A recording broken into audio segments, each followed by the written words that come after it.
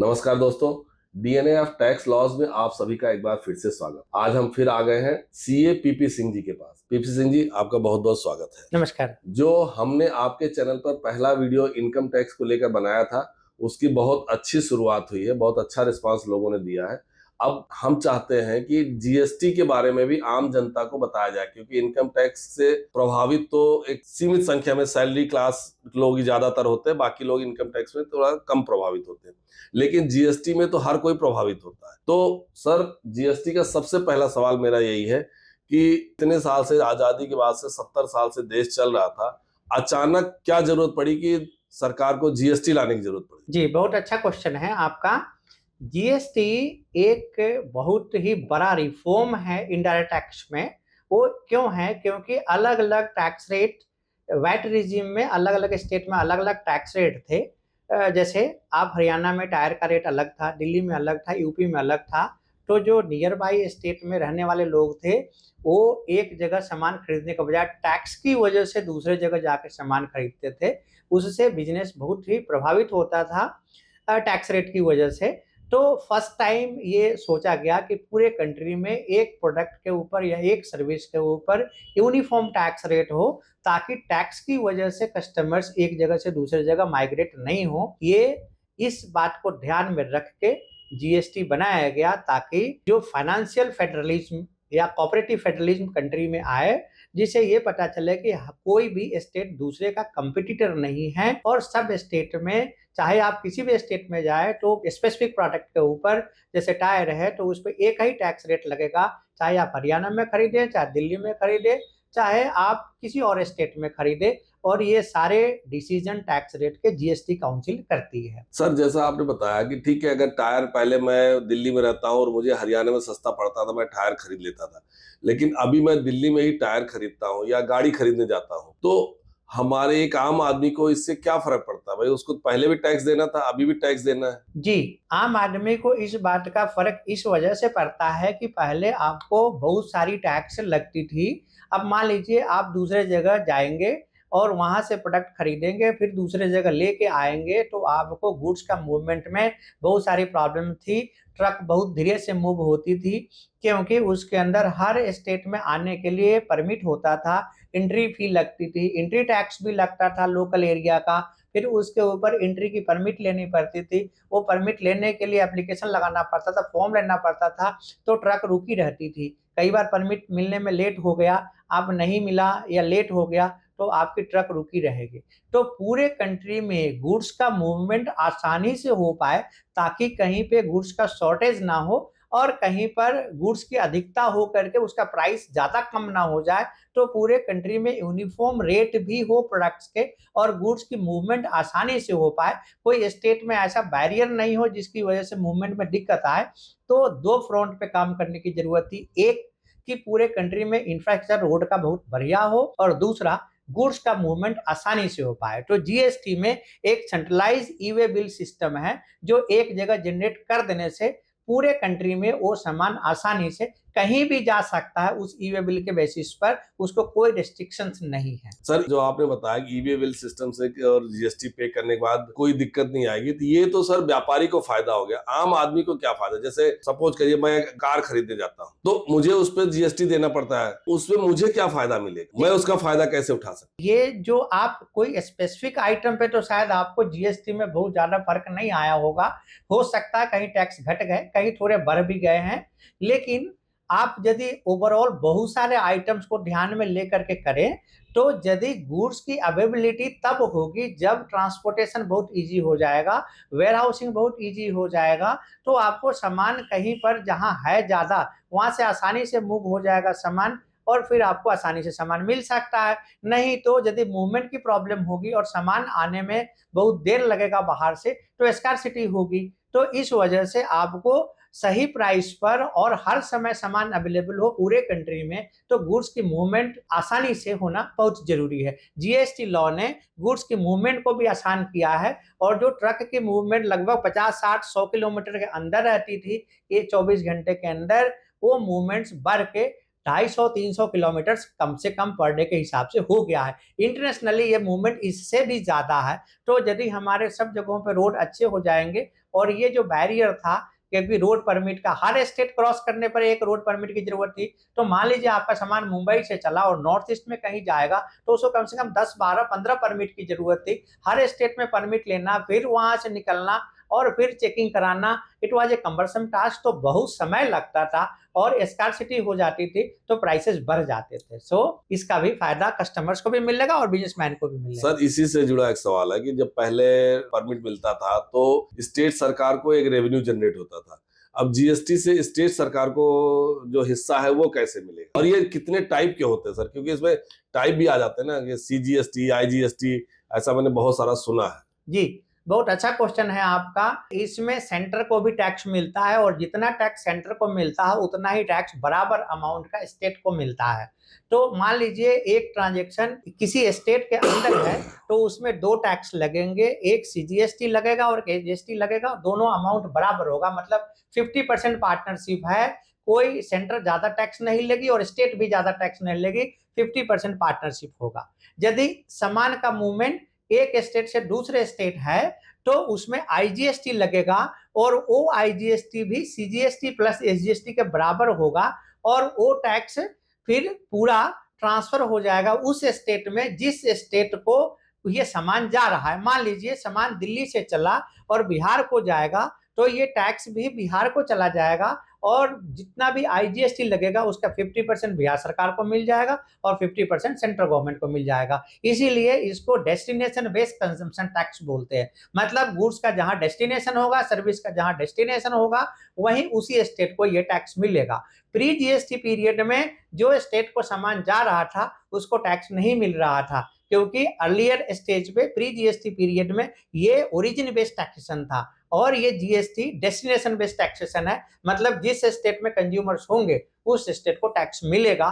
तो जो नुकसान पहले कंज्यूमर स्टेट को हो रहा था वो नुकसान अब कम हो गया है। सर इसी से जुड़ा एक सवाल और है कि ये टैक्स के कितने स्लैब बनाए सरकार ने, क्योंकि पहले तो हर चीज पे अलग अलग टैक्स लगता था, शैम्पू पे अलग है, मोटरसाइकिल पे अलग है, कार पे अलग है, टायर रबर पे अलग है, लोहे पे अलग है। अभी इसको तो कहीं न कहीं तो इसको सरकार को कंसोलिडेट करना पड़ा होगा, कहाँ तक ये कितने स्लैब में हमें टैक्स देना पड़ता है जी, कि जे आप जो सवाल पूछ रहे हैं उसमें प्राइमरली 2 टैक्स लगते थे। एक सेंटर का टैक्स लगता था जिसको हम सेंट्रल एक्साइज बोलते थे, जो मैन्युफैक्चर और प्रोडक्शन पे लगता था। मैन्युफैक्चर और प्रोडक्शन होने के बाद में गुड्स चाहे जितना बार भी बिके उस पे टैक्स बराबर अमाउंट ही रहता था, उसे सेंट्रल गवर्नमेंट को कोई फायदा नहीं था।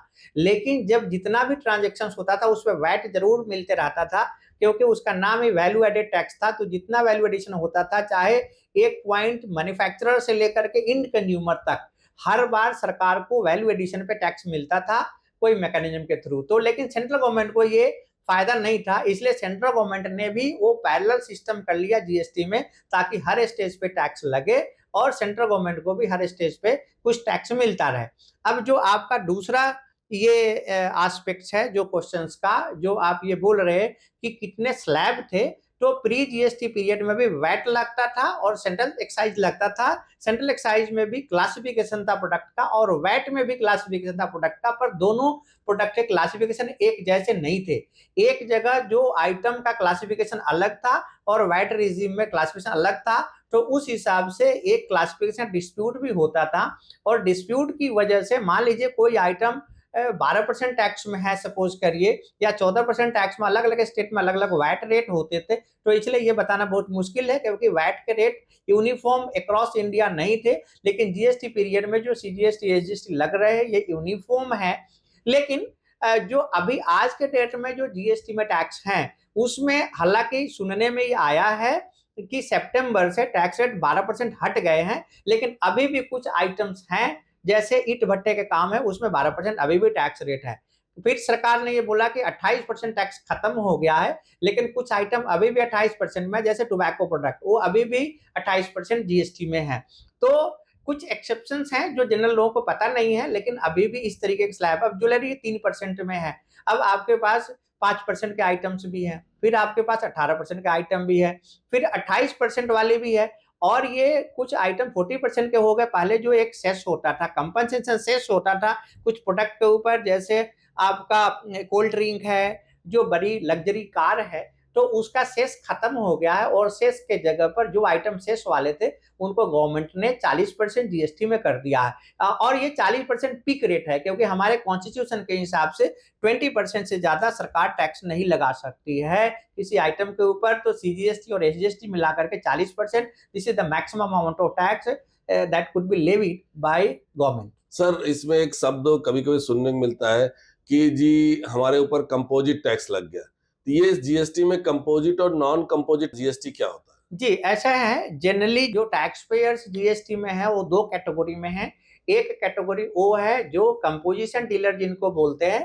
कंपोजिशन डीलर जो स्मॉल व्यापारी है, छोटे बिजनेसमैन है, जो अपने ही स्टेट में काम करते हैं, उनका इंटर स्टेट या एक स्टेट से दूसरे स्टेट में कोई सामान बिक्री नहीं होता है, तो वो कंपोजिशन स्कीम में आते हैं। कंपोजिशन स्कीम में बहुत सारी सुविधा है, क्योंकि उसमें कंप्लायंस कम है, आपको हर महीने रिटर्न नहीं भरना है, आपको रिटर्न भरने सिर्फ साल में एक रिटर्न भरना है और हर क्वार्टरली आपको टैक्स जमा करना है। कंप्लायंस बर्डन बहुत कम है और ये टैक्स आपको जो कंपोजिशन डीलर के लोग हैं वो किसी कस्टमर से टैक्स नहीं लेते हैं, वो टर्नओवर का 1% जो उनका टैक्स होता है टर्नओवर, उस पे वो जमा करते रहते हैं। उनको किसी से टैक्स लेना नहीं है और उनको कोई क्रेडिट भी नहीं मिलता है। तो उनका सिंप्लीफाइड स्कीम है और ये पहले से ही चल रहा है। पहले पुराने जमाने में भी इस तरीके की स्कीम थी, अभी भी वैसी स्कीम कुछ कंपोजिशन स्कीम की मॉडिफाइड या रिफाइंड तरीके से जीएसटी में चल रही है।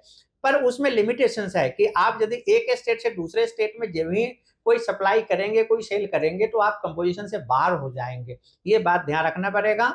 और जो दूसरे व्यापारी है, जो नॉर्मल टैक्स पेयर हैं, उनके ऊपर कंप्लायंस बर्डन ज्यादा है, वो कस्टमर से टैक्स लेते भी हैं, लेकिन साथ में उनको इनपुट टैक्स क्रेडिट भी मिलता है। तो आउटपुट टैक्स में से इनपुट टैक्स माइनस करके जो बचता है वो टैक्स जमा करते हैं। लेकिन ये जनरल सा प्रोविजंस है, बहुत सारे टैक्स रेट ऐसे हैं जिनमें आपको इनपुट टैक्स नहीं मिलता है। जैसे आप होटल रेस्टोरेंट चलाते हैं और आप 5% टैक्स चार्ज करते हैं, तो उसमें आपको कोई क्रेडिट नहीं है। तो ऐसे कई आइटम हैं जिसपे कोई क्रेडिट फैसिलिटी नहीं है, उसमें टैक्स रेट कम है लेकिन कोई क्रेडिट नहीं मिलता है, जैसे हमने बताया अभी होटल एटसेट्रा के बारे में। सर, जैसे कि मान लीजिए मैं एक व्यापारी हूँ और मैंने अपना अपना सामान बेचा एक्स को, एक्स से मैंने जीएसटी लिया, जीएसटी को हम रिटर्न में जमा कर दिया, वो मुझे रिफंड कितने दिन में और कब मिलता है? उसका प्रोसेस क्या है सर? क्योंकि कहते हैं ना कि आपको क्रेडिट मिलता है, नोट मिलता है और जीएसटी आपको क्लेम कर सकते हैं, तो वो हम कब क्लेम कर सकते हैं? आपका क्वेश्चन है वो ये है कि जो मुझे समझ आ रहा है क्वेश्चन, वो ये है कि मान लीजिए आपने कोई सामान बेचा और कस्टमर से आपने टैक्स लिया। सपोज करिए आपने कस्टमर से 10 रुपए टैक्स लिया और वो सामान आप खरीद के ले आए थे 6 रुपए, तो आपको सरकार को 10 रुपए जमा करना है, 4 रुपए तो आपको कैश में जमा करना है और 6 रुपए क्रेडिट से एडजस्ट हो जाएगा। तो आपको 10 रुपए कस्टमर से आपने लिए, 10 रुपए ही सरकार को आपने देना है। 10 रुपए में, क्योंकि आप 6 रुपए सामान खरीदते समय अपने पीछे वाले व्यापारी को दे के आए हैं जो उसने जमा कर दिया, 4 रुपए आपने फिर और जमा करना है।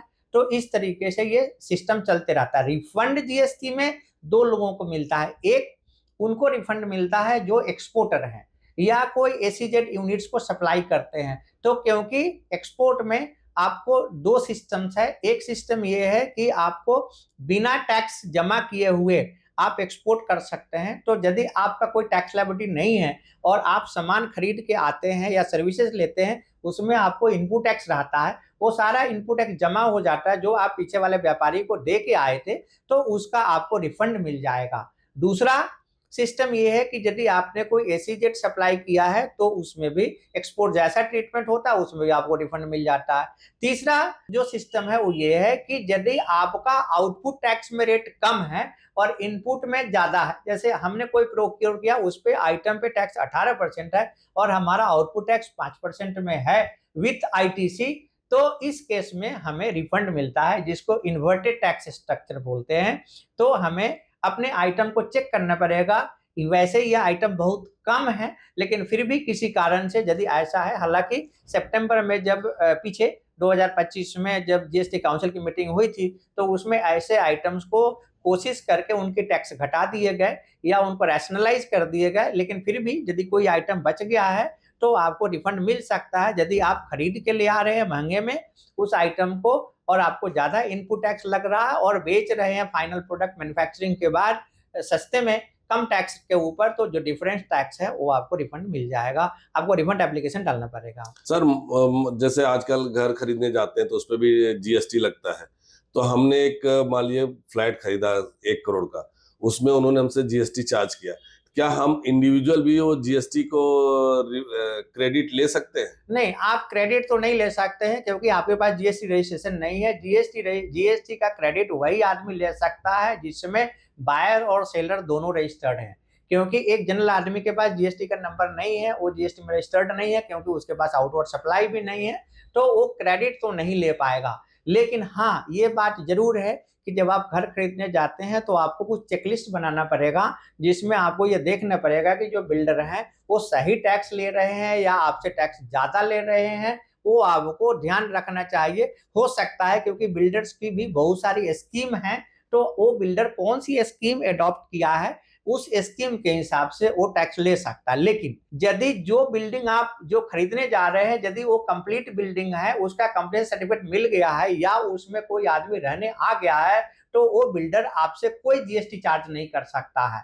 तो आपको ये इंश्योर कर लेना चाहिए बिल्डर से कि भाई ये बताइए कि आपका क्या बिल्डिंग कंप्लीट है, आपको कंप्लीट सर्टिफिकेट मिल गया है, या हमारे से पहले कोई इसमें रहने आया है, रह रहा है। यदि हाँ बोलता है, इसका मतलब वो आपसे 1 रुपए भी जीएसटी चार्ज नहीं कर सकता। यदि कर रहा है तो गलत कर रहा है। सर इसी तरह का एक सवाल आता है, जैसे हम बच्चे को स्कूल में भेजते हैं या हमारे बच्चे कॉलेज में पढ़ते हैं, ट्यूशन फीस देते हैं, कई बार स्कूलों में उस पे भी टैक्स लगा देते हैं कि जीएसटी है। उनका क्या सोल्यूशन है सर? जी, ऐसा है, बाय एंड लार्ज ये स्कूल पे की सर्विसेज पे, क्योंकि स्कूल सर्विस देती है, स्कूल पढ़ाती है, एजुकेशनल एक्टिविटी करती है, उसमें कोई जीएसटी नहीं है। लेकिन कुछ स्कूल में पढ़ाने के साथ साथ कुछ सामान भी बेच देते हैं, जैसे यूनिफॉर्म बेच देते हैं या किताबें बेच देते हैं।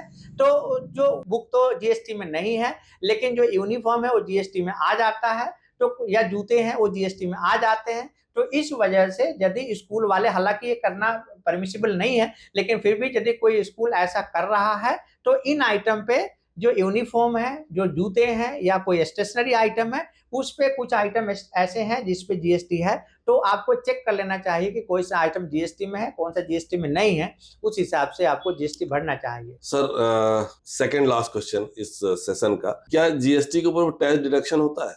जी, आपका आपका क्वेश्चन बहुत वैलिड क्वेश्चन है। जो गवर्नमेंट को सप्लाई करते हैं, तो इनकम टैक्स से जैसे ही जीएसटी में भी टैक्स डिडक्शन होता है। जो गवर्नमेंट या गवर्नमेंट ऑर्गेनाइजेशंस है, वो आपका 2%, 1% सीजीएसटी, 1% एसजीएसटी डिडक्ट करती है, लेकिन वो अपना रिटर्न भरती है। गवर्नमेंट या गवर्नमेंट ऑर्गेनाइजेशन जीएसटीआर 7 कोई रिटर्न होता है वो भरते हैं। तो वो रिटर्न भरने के बाद आपके कैश लेजर्स में वो पैसा आ जाएगा, उसका आपको कोई नुकसान नहीं। जैसे इनकम टैक्स टीडीएस कटते हैं, उसी तरीके से जीएसटी में भी टीडीएस कटते हैं। वो कोई प्राइवेट लोग नहीं काटता है, जो गवर्नमेंट है या गवर्नमेंट डिपार्टमेंट है या गवर्नमेंट ऑर्गेनाइजेशन है, गवर्नमेंट कॉर्पोरेशन है, वो जीएसटी काटते हैं, जीएसटी में टीडीएस काटते हैं। उसका आपको बेनिफिट्स मिल जाता है। जैसे इनकम टैक्स का 26S में आने पर आपको बेनिफिट्स मिल जाता है, इसी तरीके से जीएसटी में का भी बेनिफिट्स मिल जाता है। कोई व्यापारी को नुकसान नहीं है। हाँ, प्राइवेट कोई आदमी जीएसटी में टीडीएस नहीं काटता। सर इस संवाद के आखिरी चरण में, अगर किसी व्यापारी को, मान लीजिए मैं व्यापार करता हूँ, मेरा जीएसटी कट गया और जमा भी हो गया, लेकिन किसी कारण से मेरे पास नोटिस आ गया या जीएसटी की डिमांड दोबारा से आ गया, तो मुझे क्या करना चाहिए? उसका क्या उपाय है कुछ? जी, जी, ये बहुत अच्छा क्वेश्चन है। जो ही आपको जैसे तबीयत खराब होती है, तो आपको डॉक्टर के पास जाना पड़ता है। ऐसे तुरंत कोई नोटिस जीएसटी का आए, एक तो पोर्टल चेक करते रहे, अपने कंसल्टेंट को भी बोले कि जीएसटी का पोर्टल चेक करते हैं रेगुलरली। कई सारे नोटिस आते हैं, आप मेल के थ्रू, मेल पे भी आते हैं, मेल को भी चेक करते रहे। तो आपको जब ही कोई जीएसटी का नोटिस आता है, तुरंत ही आप कोई कंपिटेंट कंसल्टेंट से मुलाकात करें, उनको अपनी ये नोटिस दिखाएं। फिर वो सारे डिटेल्स, डॉक्यूमेंट सब आपके चेक करेंगे और फिर चेक करेंगे कि हाँ, नोटिस का जवाब क्या देना है प्रॉपर्ली। उसको जो लॉ का मैकेनिज्म है, जो लॉ के प्रोविजंस है, जो रूल्स है कि आपने कितना क्रेडिट लिया है। कई बार नोटिस इस वजह से आता है कि आपने क्रेडिट ज्यादा ले लिया है, लेकिन आपके 2B में क्रेडिट कम आ रहा है या 2A में क्रेडिट कम आ रहा है, या आपने कोई सामान का सप्लाई कैंसिल कर दिया लेकिन वो R1 में रह गया, उसका क्रेडिट नोट चढ़ने से छूट गया, या आपने किसी को सामान बेचा था, उसने वापस कर दिया सामान, उसका क्रेडिट नोट बनना था, जो क्रेडिट नोट भी नहीं बनना और सामान तो वापस तो कर दिया और क्रेडिट नोट बना भी नहीं और चढ़ा भी नहीं। कई बार ऐसे होता है कि आपकी टर्नओवर एक थ्रेशोल्ड लिमिट से ज़्यादा है, आप ई इनवॉइस भी नहीं कर रहे हैं और ई इनवॉइस कर रहे हैं तो सामान रिटर्न होने पर उसे क्रेडिट नोट नहीं बना पाए। तो इस वजह से कुछ रिटर्न के पोर्टल पर जब डेटा लोड किए जाते हैं रिटर्न फाइलिंग में तो कोई मिस्टेक्स रह जाते हैं, कोई गलतियां रह जाती है, कोई जिनसे आपने सामान खरीदा उनका रजिस्ट्रेशन कैंसिल हो गया तो इनपुट टैक्स क्रेडिट पे आपको क्वेश्चन होता है। तो इस तरीके के कई सारे क्वेश्चंस ये जीएसटी डिपार्टमेंट्स आपको बनाता है और फिर उस हिसाब से आपको नोटिस भेजता है। आपको प्रॉम्प्टली उन सब क्वेश्चंस का रिप्लाई जो है नियम कायदे में, जो जीएसटी के नियम कायदे है, जो लॉ है, उस हिसाब से आपको देना चाहिए और फिर उनको परस्यू करना चाहिए, क्योंकि यदि समय से आपने कार्रवाई नहीं करी तो आपको जितना टैक्स है लगभग उतना ही पेनल्टी लग जाता है और फिर इंटरेस्ट भी लग जाता है। तो इसलिए बहुत जरूरी है कि आप जो भी नोटिस है उनका प्रॉम्प्टली रिप्लाई करें और उसको कोई प्रॉपर कंसल्टेंट जिनको जीएसटी की अच्छी नॉलेज है उनके थ्रू करें, ताकि आपको कोई इस तरीके की समस्या ना हो और ऑफिसर्स को रिटर्न रिप्लाई दें, पोर्टल पर भी दें और जाकर समझाएं भी। सर एक छोटा सा सवाल और मन में आ रहा है कि अगर जैसे कि रेस्टोरेंट में भी जीएसटी चार्ज करते हैं, और अभी आपने पिछले सवाल के जवाब में बोला कि बहुत सारे कंपोजिट स्कीम की रेस्टोरेंट होते हैं जो आपसे जीएसटी नहीं ले सकते, तो उसको हम पहचाने कैसे? मान जी लीजिए हम बहुत किसी होटल में गए खाना खाने और उसने मुझे लगा दिया कि आपके खाने पर 5% टैक्स है, तो हमसे तो टैक्स मांग लिया उसने और हम नॉर्मली बिल देख के चले आते, तो कैसे पता चलेगा कि ये कंपोजिट है या नॉन कंपोजिट? जी ऐसा है, जब आप कोई बिजनेस एंटिटी पे जाते हैं तो लॉ का मैंडेट है कि उसके पास कोई जीएसटी सर्टिफिकेट जिस पे जीएसटी नंबर लिखा होगा, उसके बोर्ड पर या कहीं और डिस्प्ले पे जीएसटी नंबर लिखा होगा और जो वो बिल बनाता है उस पे भी जीएसटी नंबर लिखा होगा। तो आपको क्या करना है कि उस जीएसटी नंबर को जीएसटी के पोर्टल पे डाल देना है। बहुत आसानी से आप नंबर डालेंगे तो तुरंत उसका डिटेल्स आ जाएगा। उसमें 2 डिटेल्स आते हैं, वो रेगुलर टैक्स पेयर है कि कंपोजिशन में है। यदि जब ही आपको उसमें लिखा आता कि कंपोजिशन में है, इसका मतलब वो टैक्स नहीं चार्ज कर सकता है, वो गलत कर रहा है, आपको जीएसटी एकदम नहीं पे करना चाहिए उसको। ये आपको तुरंत ही नंबर डालिए जीएसटी के पोर्टल पर, आपको आंसर मिल जाएगा कि कंपोजिशन में, कंपोजिशन वाला टैक्स चार्ज नहीं कर सकता, रेगुलर में है तो वो चार्ज कर सकता है। देखा दोस्तों, इस तरह की बहुत सारी टैक्स संबंधी जानकारी आपको मिल सकती है इस चैनल पर, इसलिए आप इस चैनल को नियमित देखिए। आपके मन में भी tax, GST, income tax, excise duty, इन सब को लेकर कोई भी सवाल हो तो कमेंट बॉक्स में जरूर लिखिए। मैं कोशिश करूंगा वो सारे सवाल आपके सर से पूछने की, और सर भी कोशिश करेंगे आपको यथोचित जवाब देने का। तो आप इस चैनल को देखिए, शेयर कीजिए और सब्सक्राइब जरूर कीजिए। सर आपने समय निकाला, आपका बहुत बहुत धन्यवाद सर। धन्यवाद, थैंक यू। आप सबसे रिक्वेस्ट है कि आप इस चैनल को सब्सक्राइब भी करें और इस पे बेल आइकन को पुट कर दें, ताकि आपको इमीडिएटली कोई भी नया वीडियो आए तो आपको पता चल जाए। और ये भी बताएं कि आपको कौन सा टॉपिक अच्छा लगता है। हम लोग कंसिस्टेंटली इनकम टैक्स और जीएसटी के ऊपर बहुत सारे वीडियो अपलोड करते रहते हैं, जो टैक्स पेयर्स के लिए, कस्टमर्स के लिए, बिजनेस एंटिटी के लिए, गवर्नमेंट ऑफिसर्स के लिए भी बहुत बेनिफिशियल है। तो जरूर वीडियो को देखें और सब्सक्राइब करें। Thank you so much.